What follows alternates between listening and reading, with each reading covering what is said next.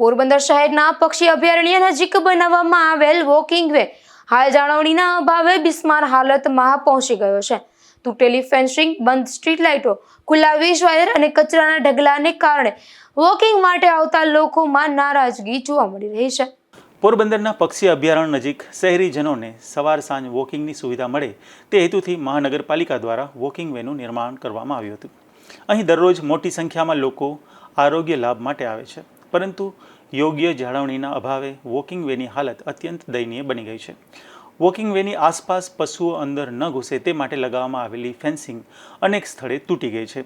Side ગેટની લોખંડની railing પણ ક્ષતિગ્રસ્ત હોવાથી શ્વાન અને રખડતા પશુઓ સરળતાથી અંદર પ્રવેશી શકે તેવી સ્થિતિ છે.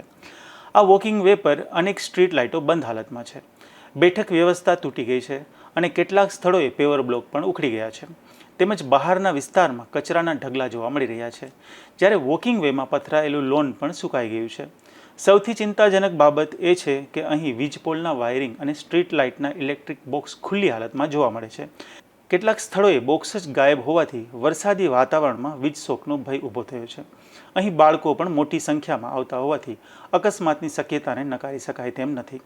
સ્થાનિકોએ માંગ કરી છે કે મહાનગરપાલિકા તાત્કાલિક ફેન્સિંગની મરામત કરે, તમામ સ્ટ્રીટ લાઇટો કાર્યરત બનાવે, નવી બેઠક વ્યવસ્થા ઊભી કરે, ખુલ્લા ઇલેક્ટ્રિક બોક્સ અને વાયરિંગ સુરક્ષિત કરે, તેમજ સમગ્ર વોકિંગ વેની નિયમિત જાળવણી કરે.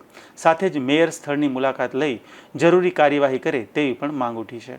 નિપુલ પોપટ સાથે અશોક થાનકી, ગુજરાત ન્યૂઝ, પોરબંદર.